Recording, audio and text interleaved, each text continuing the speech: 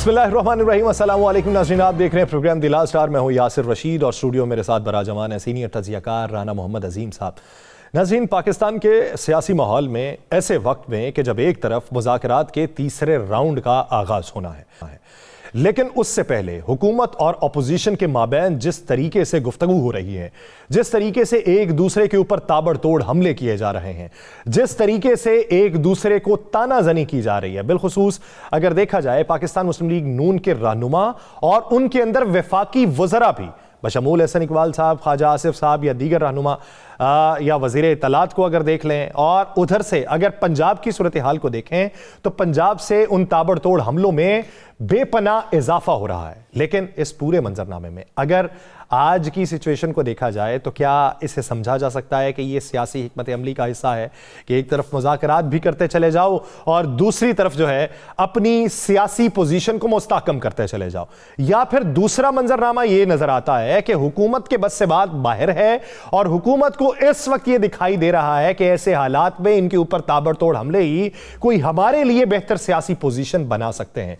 लेकिन इस पूरे अमल में हुकूमत के इत्तेहादी हुकूमत के साथ किस हद तक मुस्तहकम है, आने वाले दिनों के अंदर मुज़ाकरात का तसलसल किस हद तक कायम रह सकेगा, और दूसरी सूरत ये कि जो केसेस चलने वाले हैं और एक बड़ा केस जो मुज़ाकरात के तीसरे सेशन के अगले ही रोज़ तीसरी बार वो मुअख्खर होने के बाद उसके फैसले की तारीख दी गई है, उसका मुस्तकबिल क्या होगा। तो इस पूरे मंजरनामे पर बात करेंगे। राना साहब की तरफ बढ़ते हैं। सब क्या समझते हैं कि पाकिस्तान मुस्लिम लीग नून के रहनुमाओं की तरफ से जो पाकिस्तान तहरीके इंसाफ के ऊपर ज़्यादा हमले हो रहे हैं, अब वो माजी करीब की बातें भी याद नहीं कर रहे, माजी बईद की बातें ज़्यादा याद करवा रहे हैं, उसके पीछे की वजूहात क्या नजर आ रही है? बिस्मिल्लाहिर्रहमानिर्रहीम, अस्सलातु वस्सलामु अलैका या सय्यदी या रसूल अल्लाह, अस्सलातु वस्सलामु अलैका या सय्यदी या हबीब अल्लाह, ताजदार ख़त्मे नबूवत जिंदाबाद जिंदाबाद। यासर, दो चीज़ें बड़ी क्लियर हैं। अगर हुकूमती टीम जो है वो बाकायदा जो लोग हमले कर रहे हैं, एहसन इकबाल, ख्वाजा आसिफ, मरियम नवाज शरीफ साहिबा, उसके बाद अता तारड़ साहब, और इसी तरीके से आप बाकी लोगों को ले लें ना, 1 2 3 4 कर लें। तलाल चौधरी है, तारड़ साहब हैं, उस्मा बुहारी साहब हैं, तो आपको नज़र आएगा ये सारे के सारे वो लोग हैं जो बड़े मियाँ साहब की टीम है। छोटे मियाँ साहब की टीम नहीं है, ये बड़े मियाँ साहब की टीम है।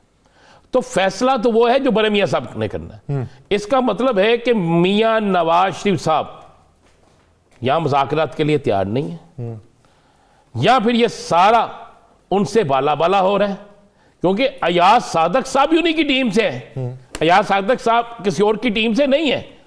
तो ये सारी चीज़ें बड़ी क्लियर है कि यहाँ दो चीज़ें हैं जो मैंने बड़े करीब से आज बहुत से लोगों से पूछी। एक मैंने बड़े सीनियर सहाफ़ी से पूछा जो मुस्लिम लीग नून के बहुत करीब है। मैंने उनसे पूछा कि भाई क्या मुज़ाकरात, उसने कहा जी मेरे पास जो इन्फॉर्मेशन है, उन्होंने कोड किया एक शख्स को, उन्होंने मुझे कहा, हमें कहा कि हमने ये मुज़ाकरात सिर्फ दुनिया को दिखाने के लिए, अच्छा, और अपना एक तासर बनाने के लिए, यानी ये नहीं कहा कि ये बयानात दुनिया को दिखाने के लिए। उन्होंने कहा, अब पूछा क्या बयानात, उन्होंने कहा बयानात नहीं देंगे तो तहरीक इंसाफ हमारे सर पे चढ़ जाएगी। हम बयानात भी दे रहे हैं और ये दोनों चीज़ें कर रहे हैं और ये करते रहेंगे। पूछा गया, मैंने पूछा जी मुज़ाकरात का क्या बनेगा? उन्होंने कहा जी मुज़ाकरात आप समझ लें कि इनमें से कोई चीज़ पूरी नहीं होगी। एक चीज़ उन्होंने कही, उन्होंने कहा जहाँ पे मुज़ाकरात हो रहे हैं ना, मैंने उन्हें कहा जब आपने एक मुज़ाकरात पे चीज़ पूरी नहीं होनी तो फिर आप बयानबाजी छोड़ें। उसने कहा नहीं, किसी और जगह भी मुज़ाकरात पे बात हो रही है, हम चाहते हैं कि सब जगहों से ये चीज़ें ख़राब हो जाए, यानी किसी और जगह पे भी जो हो रही है ना, तो उसमें फरीक पीएमएलएन नहीं है। उसने कहा ख़राब हो जाए, उसने कहा हमारी कोशिश है। तो उसकी बात यह है कि यासिर साहब, आपने कहा कि एक बहुत बड़ा फैसला आ रहा है। बहुत बड़ा, मैंने कहा एक बड़े केस का फैसला। क्या केस पड़ा किस तरह है, वो क्या उस केस में त्यारा हुआ किया? आर्मी चीफ साहब जो थे, हाज़र सर्विस आर्मी चीफ जिस तरह मुशर्रफ साहब थे, उनका त्यारा हुआ है। क्या हुआ है? क्या है? एक यूनिवर्सिटी, मैंने कल भी कहा था, ना पैसे इमरान खान के पास गए, ना उनके अकाउंट में आए, ना उनका कोई अमल दखल है। तो क्या है फैसला? आज वो फैसला अब तो 17 को सुनाना पड़ेगा। अब 17 को फैसला सुनाना पड़ेगा, क्योंकि उसका एक शॉर्ट ऑर्डर आज निकाल दिया ना कि हम उस दिन फैसला क्यों नहीं सुनाया गया। अब तो कोई ये नहीं कह सकता कि अभी फैसला में मजीद कुछ लिखना है, अब तो फैसला सुनाना पड़ेगा। तो उस फैसले को सुनने के लिए सबसे ज्यादा बेकरार तो इमरान खान है, बानी तहरीक इंसाफ है, कोई और तो नहीं है, पूरी तहरीक इंसाफ खड़ी है। उस फैसले को सुनाकर फायदा किसका, नुकसान किसका? फायदा इमरान खान का सजा की सूरत में, नुकसान हुकूमत का। एक तो वो भी दिन आने दें, और वो सजा ना होने की सूरत में भी तो यही दोनों सूरतों में इमरान खान का फायदा है, दोनों सूरतों में है। एक सूरत में कि एक आज आपने शिबली फराज की तकरीर सुनी ना, किसने जवाब दिया उसकी तकरीर का? भाई उसने क्लियर कहा ना कि अगर आप कसूर यह गिनते हैं कि सीरतुन नबी सल्लल्लाहु अलैहि वसल्लम के लिए कि सीरत पाक वसल्लम पढ़ाने के लिए अगर कोई यूनिवर्सिटी खोली जाती है तो उस पर जुर्म, अगर बच्चों को तालीम दी जाती है तो जुर्म। ये तो कल आप कहेंगे जनाब शौकत खानम अस्पताल भी बंद कर दियो, यही कहेंगे ना, क्यों? उसमें यासर ने भी पैसे दिए हैं, राना नजीम ने भी दिए हैं, मिसाल के बात कर रहे हैं, फलां बंदे ने भी पैसे दिए हैं, फलां करते हैं। भाई ऐसे वो जो कैदी नंबर 804 है ना, उसका जेल में कद बढ़ रहा है, कद कम नहीं हो रहा। अगर किसी के जहन में ये वहमो गुमान में है ना कि उसका वोट बैंक कम हो रहा है, मैं कल भी तकरीर सुन रहा था, आज भी तकरीर सुन रहा था वज़ीर आला साहिबा की, और आज मैं ब्रीफिंग सुन रहा था उस्मा बुहारी साहिबा की। उन्होंने कहा जी वो कहते थे कि लोगों में निकल के दिखाएं, अब तो लोग इस तरह हसरत से हमें सिक्योरिटी बुलाना पड़ती है वज़ीर आला को निकालने के लिए। किस तरह लोग मोहब्बत करते हैं, अल्लाह करे ऐसे ही हो। तो फिर एक मोहब्बत का जज्बा ये भी दे दें, तहरीक इंसाफ को खुला मैदान दे दें, उन्हें कहीं जाए मीनारे पाकिस्तान में 24 घंटे में वो जलसा करें, और एक 24 घंटों में आप जलसा कर दें, एक 24 घंटों में उनका करा दें, इसी पे पाकिस्तान की सियासत का फैसला कराएं। सुबह तो लैके शाम तक रोई जाते हैं सी, कभी वो कहते नसी चंगे हो, कभी नसी चंगे हैं, करा देना एक। इससे ज्यादा मकबूलियत का पता लग जाएगा कौन मकबूल है, कौन मकबूल नहीं है, कौन मकबूल है और कौन अवाम में मकबूल है। ये दोनों चीजों का पता लग जाएगा ना। तो बाकी बात किसकी बात कर रहे हैं आप बैठ के लेक्चर देना शुरू कर देते हैं यासर साहब, किसकी सियासत पे फला। जिस मुल्क के अंदर चेयरमैन सेनेट जो कायम मकाम सदर होता है, ऐसा ही है, चेयरमैन सेनेट के जारी करदा ऑर्डर को लखपत जेल के हकाम जो है वो जूते की नोक पे रख के फेंक दें, तो आप क्या समझते हैं? आज बोला कोई इस पे? आज चेयरमैन सेनेट ने कहा कि बुलाओ भाई। वैसे आप कहते हैं पार्लियामेंट बहुत अजीम है, सुप्रीम कोर्ट से भी बड़ा जो है मोहतरम अदारा पार्लियामेंट है, तौहीन पार्लियामेंट कबूल नहीं होगी, तौहीन पार्लियामेंट कबूल नहीं होगी। तो आज की है 1.5 साल बाद आपने एक बंदे के प्रोटेक्शन आर्डर निकाले, इस्लामाबाद पुलिस बकौल को लखपत पुलिस के जेल के हकाम के कि जी वो गेट से होके वापस चले गए। वाह यार सुभान अल्लाह, वो क्या लाहौर देखने आई थी? देखने आए थे नक्श नगारी कैसी है उसके, सिक्योरिटी कैसी, किस पार्लियामेंट की बात करते हैं? जो चेयरमैन सेनेट के अगर हुक्म पे अमल नहीं होना, बंद कर दो सेनेट को। स्पीकर कौमी असम्बली के हुक्म पर आज के दिन तक कौमी असम्बली के अंदर दाखिल होकर गिरफ्तार करने वाले पकड़े गए, निशानदेही हो सकी। क्या बात करते हैं यासर साहब, यहां पे बैठ के आप मज़ाकरात, पार्लियामेंट, सेनेट, कुछ नहीं है। हाँ एक काम जरूर है, वहां पे तनख्वाहें बढ़ा लो, इतने दिन का सेशन करना है कर लो, फलां चीज करनी है कर लो, फलां चीज करनी है कर लो, ठीक है करते जाओ भाई।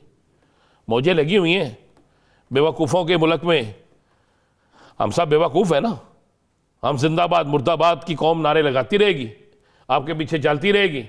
आप वोट जब चाहेंगे आपको वोट भी दे देंगे, ना भी देंगे तो आपने ले लेना, ना भी देंगे तो गिनती में आपने अपनी मर्जी से ले लेना है।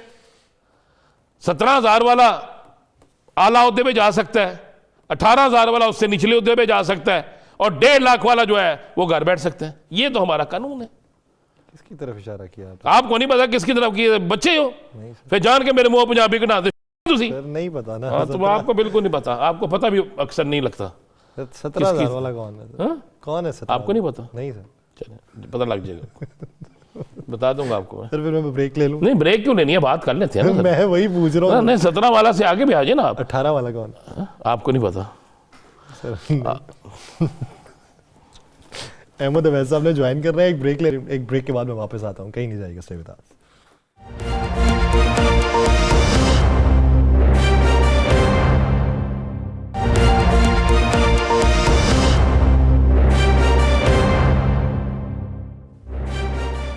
ब्रेक के बाद खुशामदीद नाज़रीन। मौजूदा मंजरनामा जिसमें कानूनी मंजरनामे बड़ी अहमियत का हामिल है, उसके अंदर पाकिस्तान तहरीक इंसाफ जो है वो अपने दलाइल, अपने मारूज़ात या अपनी सिफारिशात या मुतालिबात, वो जो तहरीरी शक्ल के अंदर हुकूमत के सामने या हुकूमत के गोश्त गुजार करने हैं, उस पर किस हद तक अमल दरामद किया जा सकता है। और उसमें बिलखुसूस बात यह है कि एग्जेक्टिव ऑर्डर के तहत वो किसी भी कैदी की रिहाई नहीं चाहते। वो ये चाहते हैं कि कानूनी अमल में कोई रुकावट ना डाली जाए, और अगर कोई गिरफ्तार शख्स अदालत के हुक्म पर रिहा होता है तो मजीद किसी मुकदमे में गिरफ्तार ना किया जाए। अब अगर माजी के नज़ायर को देखें, मौजूदा हाल को देखें, मुस्तकबिल की जो पेशकदमी है उसको देखें, तो ये नताइज कहाँ तक लेके जाएंगे, इस कानूनी और सियासी मंजरनामे में बात करेंगे। हमें ज्वाइन किया है माहिर कानून अहमद अवैध साहब ने। अहमद अवैध साहब बहुत शुक्रिया आपके वक्त का। अहमद अवैध साहब क्या समझते हैं, सबसे पहला मेरा सवाल ये है कि अभी छोड़ दें तहरीरी तौर के ऊपर पाकिस्तान तहरीक इंसाफ कितने निकाती एजेंडे पर मुश्तमिल अपने मुतालिबात हुकूमत के सामने रखती है, जो पहले हुकूमत के गोश गुजार किए गए हैं वो किस हद तक काबिल अमल हैं, हुकूमत क्या सिफारिशात कर सकती है या खुद जुडिशल कमीशन तश्कील दे सकती है, उसका तरीक़ाकार क्या होता है, और अगर उस पर जवाब आ जाए आगे से इनकार का तो फिर हुकूमत के पास क्या चारा होगा, ज़रा इसके ऊपर ज़रा रोशनी डाल दीजिए। बिस्मिल्लाहिर्रहमानिर्रहीम। देखिए बात यह है कि हुकूमत को ये इख्तियार हासिल है कि वो किसी भी हादसे का, किसी भी ऐसा कंट्रोवर्सी हो जाए, कोई ऐसी बात हादसाती तौर के ऊपर सामने आती है तो उसको एक जुडिशल कमीशन उसके ऊपर बना सकती है। ये इसके ऊपर एक स्टैट्यूट मौजूद है जिसके अंडर जुडिशल कमीशन बनता है, और वो कमीशन जो है वो पूरी इंक्वायरी रिपोर्ट जो है उसको तैयार करके और वो फिर हुकूमत को सबमिट करते हैं कि ये उसकी पूरी इंक्वायरी रिपोर्ट है, वो पब्लिक में के सामने आ जाती है। उसमें वो सारी डिटेल, उसका TOR बना होता है कि क्या क्या उसने, जो कमीशन ने किस किस अंदाज में और क्या क्या एस्पेक्ट जो है उसको उसने कवर करना है। तो ये कोई मुश्किल काम नहीं है अगर नीयत हो कि कमीशन, आपने जुडिशल कमीशन बनाना है, और जुडिशल कमीशन का मतलब है कि उसमें हुकूमत की तरफ से इंटरफेरेंस कोई नहीं होगी, और वरना एग्जेक्टिव साइड से तो ये कमीशन बनते रहते हैं। तो इसलिए जुडिशल कमीशन से आप ये एक्सपेक्ट नहीं करेंगे, वो कम से कम पूरी डिटेल से होगी और वो मंजर आम पे आ जाएगी वो रिपोर्ट। अगर हुकूमत उसको छुपाना चाहेगी तो फिर मामला तो और कशीदा भी होंगे और उसके बहुत सारे उसके साथ फिर अफवाहें भी जन्म लेंगी और बातें भी होंगी। अच्छा अहमद अवैध, ये about the judicial commission. Ahmad अवैध साहब, एक केस चल रहा है जिस पर इस वक्त पूरी कौम की नजरें हैं, हुकूमत की भी नजरें हैं, मिलिट्री कोर्ट्स के हवाले से। अब तक की जो हियरिंग हो रही है, उम्मीद नहीं थी कि इतनी लंबे दलाइल सिर्फ एक तरफ से होंगे, और रोजाना की बुनियाद पर दलाइल भी हो रहे हैं, और लगता है कि शायद इतने लंबे दलाइल जाने हैं कि सजाएं पूरी हो जाएंगी, फिर से जाके दलाइल ख़त्म होंगे या जो भी मामला। आप इन दलाइल से क्या अंदाज़ा लगा रहे हैं, ये यहाँ अदली हमारे मौजूद जजेस के जो सवालात हैं, जो रिमार्क्स हैं, उनसे आप क्या अंदाज़ा लगाते हैं? देखिए, जो उनके सवालात हैं, जो उनके रिमार्क्स हैं, उनसे तो बड़ा क्लियर है कि वो जिस अंदाज में मिलिट्री ट्रायल हो रहा है और जिस तरह से पिक एंड चूज, वो चेरी पिकिंग वाला एक सवाल उन्होंने उठाया भी खास तौर के ऊपर कि आपके पास सिलेक्शन का तरीका क्या है, आप किस तरह से आप किसी को जो है इतने सारे लोगों में से किसी एक को उठा के आप मिलिट्री ट्रायल के लिए ले जाते हैं। तो उसका खातर खा जवाब तो नहीं आया कोई। अब उसके बाद ये कह दिया आज कि जी आपने सुना होगा तो ख्वाजा हारिस साहब ये फरमा रहे थे कि जी ये जो मास्टरमाइंड है ना उसको भी मिलिट्री ट्रायल में ले जाया जाएगा। अब ये बड़ी कंट्रोवर्सी है। अब देखिए, मैं वो बात कर रहा हूं जो आज तो जाहिर है हुकूमत इनकी है, आज तो जो लिखेगा वो हुकूमत से पूछ के लिखेगा या हुकूमत से खौफजदा होकर लिखेगा, लेकिन जो कल का हिस्टोरियन लिखेगा जिस वक्त, तो वो बड़ा जालिमाना कलम से लिखता है हिस्टोरियन। फिर वो हकायक जो आज छुपी हुई हैं वो सामने आ जाती हैं। तो बहुत तकलीफदेह सूरत हालत जो पैदा की गई है, और ये क्योंकि सरमायादार जो है ना, ये इसका कोई दीन ईमान नहीं होता, इसकी कोई नेशनैलिटी नहीं होती, इसका कोई फेथ अकीदा नहीं होता। इसका एक ही फेथ है, एक ही अकीदा है कि जहां उसका मॉनेटरी इंटरेस्ट है वही सब कुछ है उसका। और ये वो सरमायादार तबका है जो इस वक्त पाकिस्तान पे हुक्मरान है। इसी वजह से सोक्रेटिस ने और बाद में प्लेटो ने यह कहा था कि a king should be a philosopher, कि अगर आपने किसी बिजनेसमैन को हेड ऑफ गवर्नमेंट या किंग बना दिया तो वो अपने बिजनेस को एक्सपैंड करने के लिए वो पॉलिटिकल पावर को एक्वायर करेगा और तबाह कर देगा। ये मैं तो इस अंदाज में देखता हूं, और ये आप कल का हिस्टोरियन ये बात लिखेगा, ये मेरी बात आप लिख लीजिए। अच्छा अहमद साहब, आप ये बताइए, और मैं ये शेर के साथ, तो दूसरा अभी जो केस है जिसका फैसला महफूज किया गया और वो एक लंबे अरसे के लिए महफूज हो गया, अब मुस्तकबिल करीब में सुनाए जाने के इम्कानात हैं, वो किस हद तक रोशन या मादूम है ये तो अब मुस्तकबिल करीब में ही जाके पता चलेगा।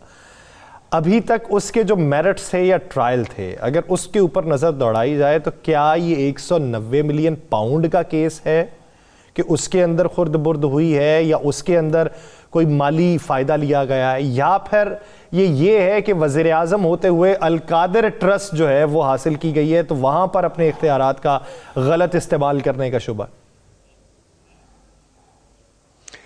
देखिए, मैं आपको बताऊं, नैब का सारा कानून जो है ना, वो करप्शन की डेफिनेशन और करप्ट प्रैक्टिस की उसके अंदर डिफाइन किया है सेक्शन 9 के अंदर, और उसमें बड़े वाज़ेह तौर के ऊपर है कि आप नेशनल एसेट्स को, वसाइल को, या एक्सचेकर से या पब्लिक मनी को या पब्लिक एसेट्स को किसी इस तरीके से इस्तेमाल में ले जाएं कि आप उसको अपने पर्सनल बेनिफिट के लिए, you become the beneficiary of that, तो फिर तो वो करप्शन है। यहां पे इमरान खान की एक पास्ट हिस्ट्री भी हमारे सामने है। इमरान खान के सामने जमामे का केस भी हमारे सामने है। वो अदालत के अंदर जो प्रोसीडिंग हुई थी वो किससे मख्फी है, हर एक के सामने है। अब उसके बाद आप आ जाइए कि ये जब यहां पे ये मैटर हुआ है, तो उसने वो जो 190 मिलियन का जो मैटर है, अगर वो ट्रस्ट बन के एक यूनिवर्सिटी बनी, तो क्या इमरान खान उसका बेनिफिटरी है? क्या एक पैसा उसमें से किसी भी शक्ल के अंदर इसके इस्तेमाल में या इसकी फैमिली के इस्तेमाल में आया? ये एस्पेक्ट है which is to be observed and which is very keenly, इसके ऊपर जो है वो on the strength of evidence देखा जाएगा और देखा गया होगा। अगर बिल्कुल फेयरली इंसाफ के तकाजों को पूरा करके इस केस का फैसला आता है सामने, ये एस्पेक्ट है।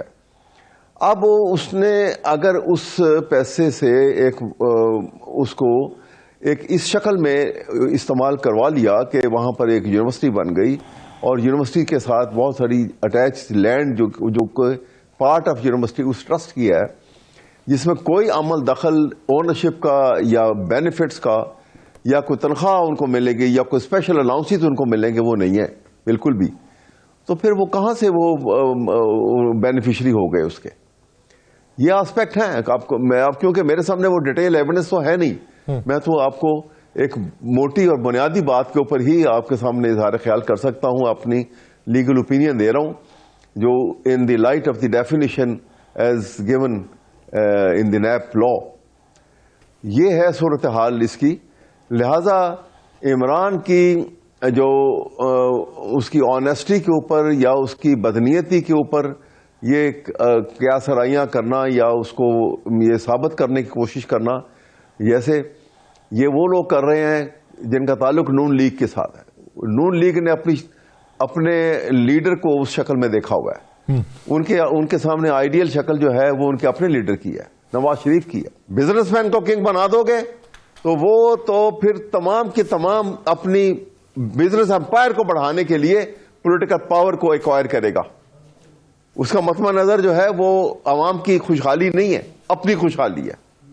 यानी जो तो बादशाह होता है, इस मुसीबत बादशाह हमेशा फलसफा दान बनाना चाहिए ताकि उसके फलसफे जो हैं वो हकीकी मंतिक को, जी हाँ, इसीलिए उसे कहना king should be a philosopher. और दूसरी तरफ वो आवाम को मद्देनजर रखे। और दूसरी तरफ अगर कारोबारी हाँ। शख्स को बना देंगे तो उसका अपना कारोबार तो चमकेगा, मुल्क चमके या ना चमके। बहुत शुक्रिया अहमद अवैध साहब इस हवाले से अपना वक्त देने के लिए। नाज़रीन, दीगर इश्यूज़ पे बात करेंगे, एक शॉर्ट ब्रेक लेनी है, ब्रेक वापस आते हैं, मंजरनामे को आगे बढ़ाएंगे, कहीं नहीं जाएगा, स्टे विद अस।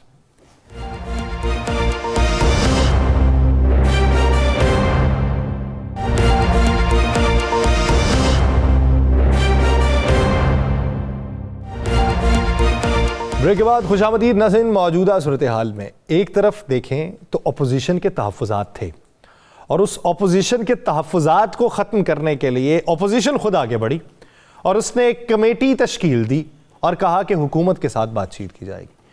हुकूमत आगे बढ़ती है और हुकूमत कहती है हम खुलूस नीयत के साथ इनके साथ मुज़ाकरात करना चाहते हैं। लेकिन वहाँ पर एक सवाल उभरता है, वो हुकूमत जो अपोजिशन के ख़िलाफ़ थी, वो हुकूमत अपोजिशन के साथ मुज़ाकराती मेज़ पे बैठने को तैयार हो गई कि इनके गिले शिकवों को ख़त्म किया जाए। लेकिन वहाँ पे हुकूमत की बेहतरीन इत्तेहादी जमात वो हुकूमत से गिले कर रही है, वो हुकूमत से सिफारिशात कर रही है, वो हुकूमत को बार बार मुख्तलिफ मवाक़ों के ऊपर बावर करवाने की कोशिश कर रही है कि हमारे साथ जो वादे किए गए थे उनकी तकमील नहीं हो सकी। हुकूमत उनको नहीं मना रही, अपोजिशन को मनाने की तगोदो है।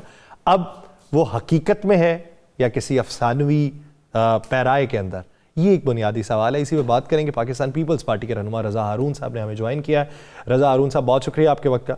रज़ा हारून साहब, पहला सवाल ये है कि ख़त भी लिख चुके हैं वज़ीर आला सिंध वज़ीर आज़म को, बारहा मवाक़ों के ऊपर आपने गिले शिकवों का इजहार किया, पंजाब से बहुत सी आवाज़ें उठी, लेकिन ना तो पंजाब में हिस्सा मिला, ना पंजाब में ज़िली सतह के ऊपर आपकी तमाम तर सिफारिशात के ऊपर मिन्वन अमल किया गया। जवाब आपको ये मिला कि आपकी तो हैसियत ही पंजाब के अंदर नहीं है।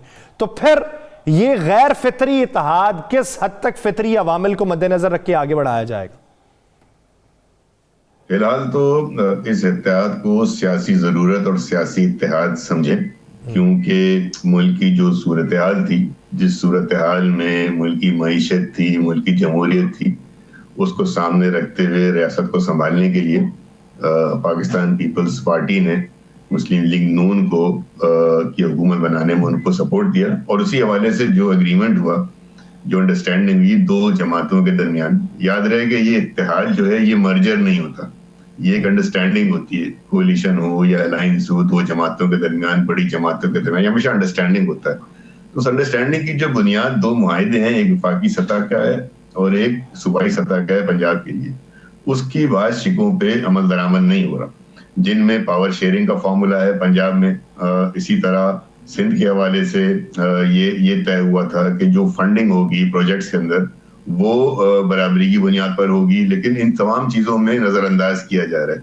अभी तक पाकिस्तान पीपल्स पार्टी के चेयरमैन खुद और वजीर आला सिंध इस बात को सरकारी सतह पे भी उठा रहे हैं, मीटिंग्स पर भी उठा रहे हैं और बाकायदा खत भी लिख रहे हैं।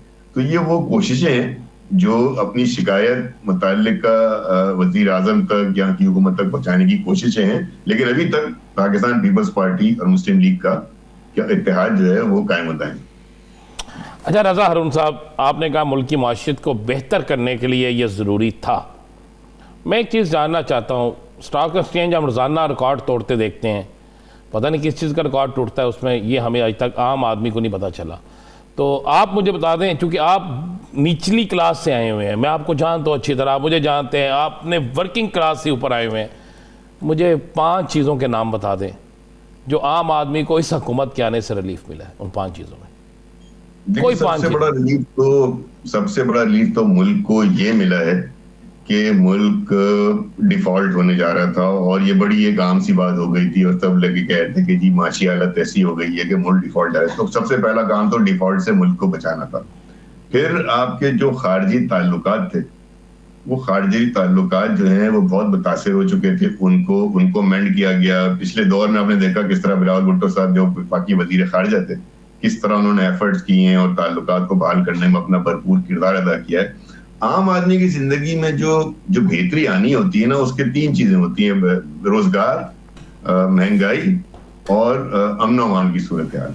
अब ये वो चैलेंजेस हैं जो इस वक्त पाकिस्तान की हुकूमत को दरपेश है कि एक जाने वो माशी मास पर लड़ रही है कि उसको सही तरह लेकर आए, उसमें देखें इन्फ्लेशन रेट कम हो रहा है, मौके मिल रहे हैं, फॉरेन इन्वेस्टमेंट भी अब आना शुरू हो गई है।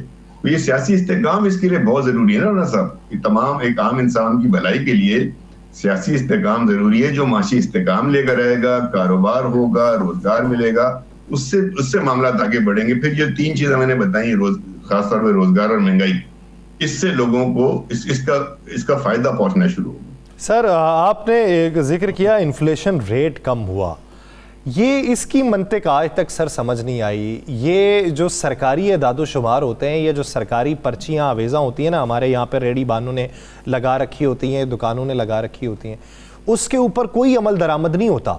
और दूसरा, वो एक रैक लगा होता है किसी बड़े डिपार्टमेंटल स्टोर में या कैश एंड कैरी स्टोर में, जिस पे लिखा होता है डीसी रेट, और उसकी दालों को हाथ लगाने को बंदे का दिल नहीं करता कि यार ये इस तरह का स्टफ किस तरह घर लेके जाएं।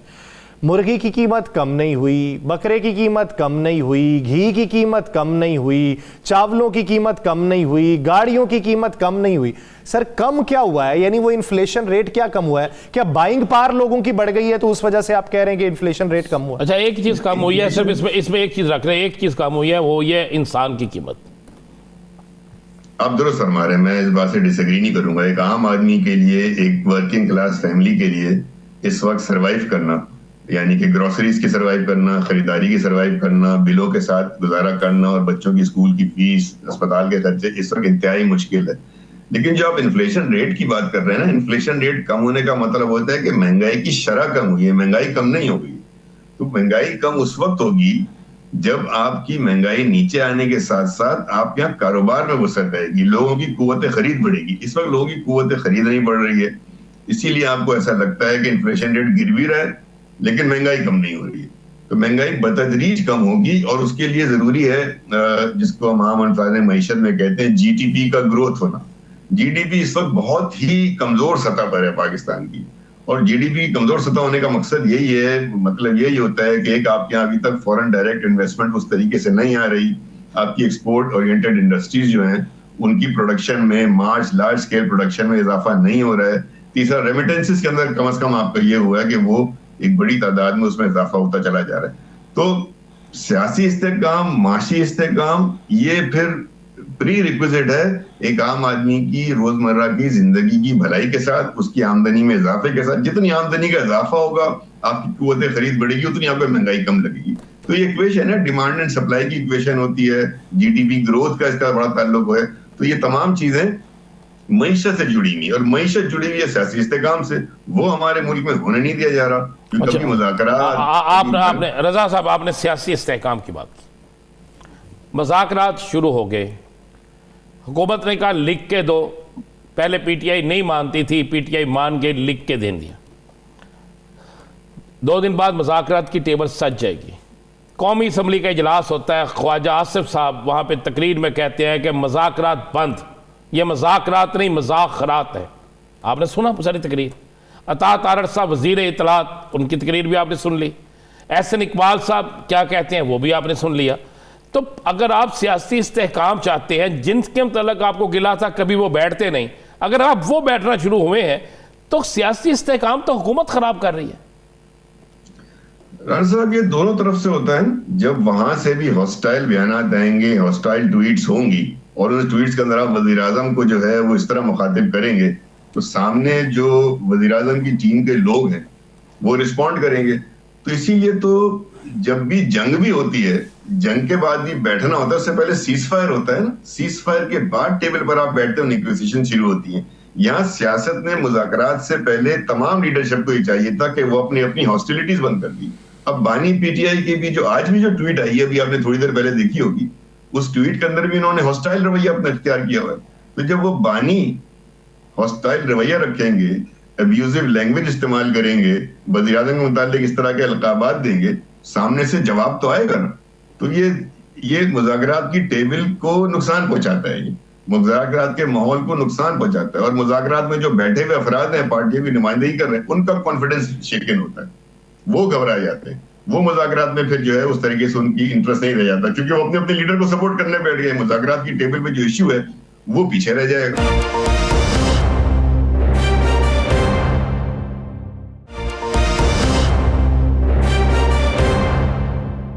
चंद दिन पहले एक प्रेस कॉन्फ्रेंस की है वज़ीर ख़जाना ने, जिसमें उन्होंने 1.5 लाख के करीब अफराद को फारग करने का ऐलान किया है कि हम फारग कर चुके हैं। आप तो ये कह रहे हैं ना कि फारग करने की हमायत नहीं करेंगे। दूसरी बात, सिंध में पीपल्स पार्टी पानी की तकसीम पे बात करती है कि ये गलत हुआ है जो नहरें निकली हैं।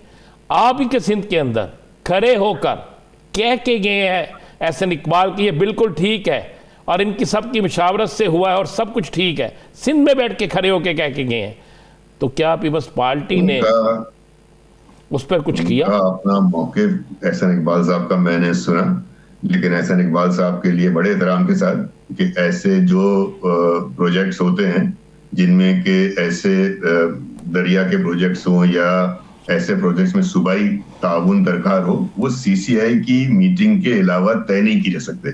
सीसीआई जो है, काउंसिल ऑफ कॉमन इंटरेस्ट, ये एक फोरम है, आईनी फोरम है। इसका इजलास बुला लें, हर 90 दिन में बुलाना चाहिए। अब तक नहीं बुलाया और इसके लिए भी चीफ मिनिस्टर मुराद अली शाह साहब खत लिख चुके हैं, कई खत लिख चुके हैं याद दिलाने के लिए कि आप सीसीआई का इजलास बुलाएं। एहसन इकबाल साहब के पास यकीनन अच्छे तजावीज़ होंगी, उस सीसीआई के इजलास में रख दें। तमाम सूबों के वज़ीर आला बैठे होंगे, वज़ीर आज़म बैठे होंगे, मुतल्लिका लोग बैठे होंगे, बैठ के तय कर लें। वहां क्यों नहीं ये बात की जाती? बुनियादी इतराज ये है कि आप मुनासिब फोरम पे, आईनी फोरम पे ऐसे मामला जो बैन सूबाई, खास तौर पे पानी का मामला, उस पर आप यकतरफा तौर पे वफाकी हुकूमत फैसला नहीं कर सकती। तो ये बुनियादी आईनी इतराज है। आप सीसीआई का इजलास बुला लें और उस इजलास के अंदर वज़ीरान सिंध भरपूर मुकदमा लड़ेंगे अपने सूबे का। अच्छा सर, जो खतूत लिखे हैं सीसीआई के इजलास के अलावा, आज ही जो ख़त वज़ीर आज़म को लिखा गया जिसमें कहा गया हम इत्तेहादी हैं, हमारे ही मामलात से सरफ़ नज़र कर दिया जाता है, तो अब बात अगर खतूत पे सर आ गई है, कहीं कहीं बातों के ऊपर अब यकीन नहीं आ रहा, ये अमल दरामद नहीं हो रहा, तो उसको फिर क्या समझें कि ये प्रॉपर वे से पाकिस्तान पीपल्स पार्टी अपना मुकदमा लड़ रही है? एक तरीका तो ये होता है कि आप पैगाम रसानी करते हैं, गुफ्तगू करते हैं और उसमें अपनी शिकायत देते हैं, लेकिन जब मामला सरकारी नौयत के हो तो फिर एक वज़ीर आला का फर्ज होता है कि अपनी एतराज़ात को, अपनी शिकायत को तहरीरी शक्ल में रिकॉर्ड का हिस्सा बनाते हुए वज़ीर आज़म तक पहुंचाए। तो ये उनकी बुनियादी जिम्मेदारी है वज़ीर आला। सर मैं इससे इनकार तो नहीं कर रहा या इसकी नफी तो नहीं कर रहा, मैं ये कह रहा हूं कि जब इत्तेहादी को बाकायदा रिटन में तहफ़्फ़ुज़ात लिखने तक नौबत आ जाए तो ये नौबत की असल वजूहात क्या है? ये नौबत की असल बात सोचनी चाहिए वज़ीर आज़म शहबाज शरीफ साहब को कि ये इस मौके पे एक आपकी ऐसी इत्तेहादी जो कि आपकी मेजर इत्तेहादी है, जिसके सपोर्ट के बगैर आपकी हुकूमत कायम नहीं रह सकती, उस इत्तेहादी का चेयरमैन, उस इत्तेहादी का सूबे का वज़ीर आला ना सिर्फ जुबानी एतराज कर रहा है, चेयरमैन साहब जलसों में ये बात कर रहे हैं, बिलावल भुट्टो साहब और वज़ीर आला सिंध मुराद अली शाह साहब अपनी सरकारी हैसियत में आपको खत भी लिख रहे हैं। तो अब सोचने का काम तो वज़ीर आज़म शहबाज शरीफ साहब का है ना कि पीपल्स पार्टी तो आपकी हुकूमत को सियासी तौर पे, जमहूरी तौर पे, आईनी तौर पे सपोर्ट कर रही है, लेकिन आप अगर इन अहम मामलात पे, कौमी इशूज पे, सूबाई इशूज पे, तरक्याती कामों में, फंडिंग के मामलात में, पावर शेयरिंग के मामलात में अगर आप एतमाद में लेकर अपने वादे पूरे नहीं करेंगे तो फिर मुश्किलात किसके लिए होंगी? अच्छा, पीपल्स पार्टी अब कितना अरसा मुल्क की मफाद, या पीपल्स पार्टी के पास भी इक़्तिदार में तो बहुत कुछ है, उसका कुछ भी हम कह रहे, लोग तो कहते हैं कि चूंकि पीपल्स पार्टी ने तो सारे आईनी ओहदे, तकरीबन आईनी ओहदे अपने पास रखे हुए हैं, इसलिए पीपल्स पार्टी इंजॉय सबसे ज़्यादा कर रही है। कितना अरसा आप आवाम को और इसी कष्ट में गुजरते हुए देखेंगे और फिर पीपल्स पार्टी को स्टैंड देगी? देखिए, ये चूंकि हमारे अभी तक मैंने अपने चेयरमैन से या प्रेसिडेंट से या किसी और पार्टी होदार से इस मुताल्लिक कोई बात सुनी नहीं है।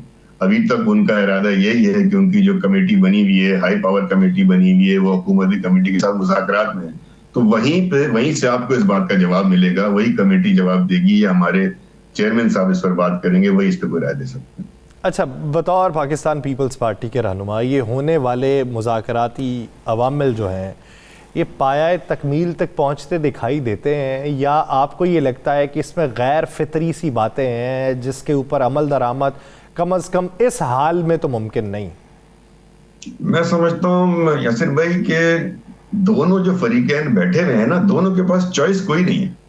ना पीटीआई के पास कोई चॉइस रह गई है। वो अपनी सारी कोशिशें जो हैं एजिटेशन की, पीसफुल एजिटेशन की, वायलेंट एजिटेशन की, सब करके देख चुकी है, उसमें उसको कामयाबी नहीं मिली। अब उसके पास भी कोई चॉइस नहीं है और उसको मुज़ाकरात की टेबल पर बैठ के अपनी बात मनवानी है। इसी तरह गवर्नमेंट के पास कोई चॉइस नहीं है, क्योंकि गवर्नमेंट ने अगर रियासत के मामला चलाने हैं, सियासी इस्तेकाम क्रिएट करना है जो कि माशी इस्तेकाम को लीड करेगा, तो उनके पास कोई चॉइस नहीं कि पीटीआई के साथ मुज़ाकरात करके उनके मामला को बाहमी अफाम और तफहीम से हल करे। ये जरूर है कि जो पीटीआई सारे मुतालबात मांग रही है वो सब पूरे नहीं हो सकते।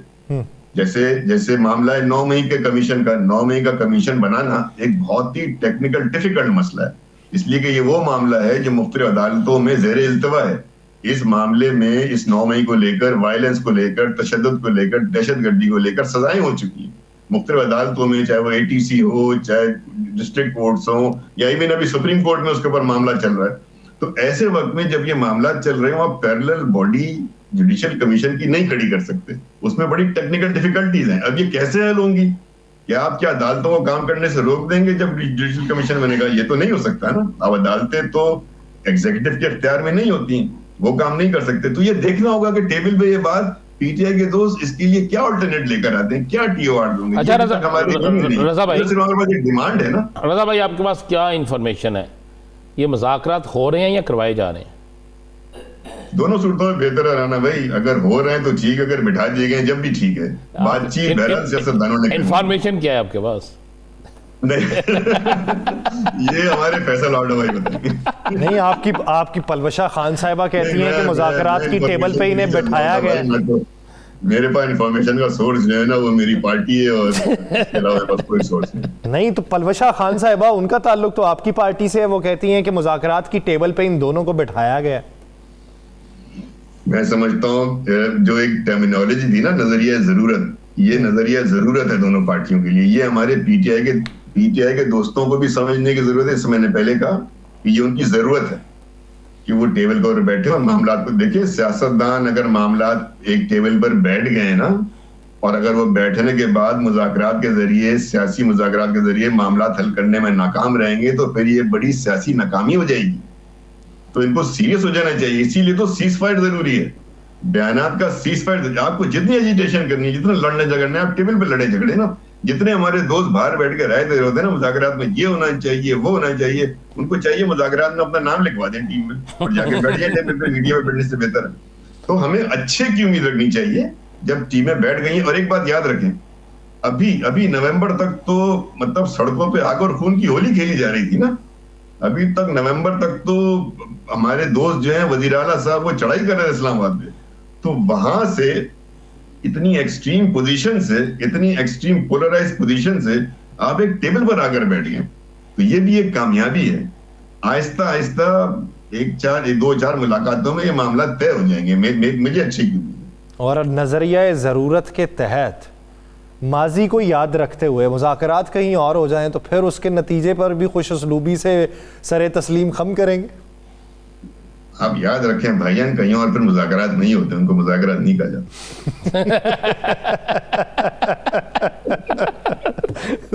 तो कहते हैं ना कि वो नमाज के लिए ना, नमाज पढ़ने से पहले कि आपकी पढ़ी जाए। यानी हम चाहते हैं कि नमाज मस्जिद में ही हो, किसी और घर। राना साहब टू बी रियली ऑनेस्ट यार, सीनियर सियासी रहनुमा बैठे हैं। हाँ बिल्कुल इसी तरह हल निकाले ना यार। सियासतदानों को ही हल निकालना होगा। हल है जो सियासतदान नहीं निकाल सकता। राना साहब आपको बिठा देना टेबल पे, मजाक नहीं, आपको बिठा दिया जाए, आप हल बता दोगे क्या? बीच का रास्ता निकलता है ना, कोई गिव एंड टेक होता है, बातचीत होती है, आदमी गिव करता है, कुछ छोड़ता है अपने मुतालबात, उससे वो रास्ता निकालते हैं। सियासत का तो असूल यही है। नहीं, इसमें तो कोई शक नहीं कि ये फैसले और मुज़ाकरात सियासतदानों को ही करना चाहिए जिनके काम है, और जिन्होंने अवाम के पास भी जाना है और जिन्होंने अवाम से इत्मीनान भी लिया है, उन्हीं को करना चाहिए। तो और आवाम क्या- परेशान है। आप देखें आपकी पीपल्स पार्टी भी इसमें शामिल है, पीपल्स पार्टी इसमें कोई मजीद बेहतरी का रोल अदा करेगी? डेफिनेटली जी, पीपल्स पार्टी के जो रहनुमा हैं वो मोस्ट एक्सपीरियंस्ड हैं। आप देखें ना, पीपल्स पार्टी जिन लोगों को भेजा है, रजा परवेज अशरफ साहब हैं, खान नवीद कमर साहब हैं, ये बड़े एक्सपीरियंस लोग हैं। खुर्शीद शाह साहब हैं, ये बहुत एक्सपीरियंस लोग हैं। ये वो लोग हैं जो मुफाहमत करना जानते हैं। ये वो लोग हैं जिन्होंने 18वीं तरमीम पास करवाई है, यानी इतने बड़े फोरम पे 18वीं तरमीम को नॉन कॉन्ट्रोवर्शियल होकर यूनानिमसली पास हुई है। इन लोगों के तजर्बे बहुत ज्यादा हैं। ये बैठे हैं तो आप समझें कि इनके एक्सपीरियंस से, इनके तजर्बे से मुज़ाकराती कमेटी को, दोनों साइड को, बोथ साइड्स को फायदा लेना चाहिए। ये संजीदा लोग, मोतबर लोग और ज़ीरक सियासतदान जो हैं वो मेज़ के ऊपर बैठे हैं, तो उसके कोई ना कोई तो नताइज निकलेंगे और उससे उम्मीद अच्छे की ही रखनी चाहिए। बहुत शुक्रिया। इस हवाले से रज़ा हारून साहब अपना के लिए। नाज़रीन, प्रोग्राम का वक्त ख़त्म हो जाता है। मुझे और राना साहब को दीजिए इजाज़त। आपसे मुलाकात होगी कल के रोज़। अपना बहुत सा ख्याल रखिएगा। अल्लाह निगहबान।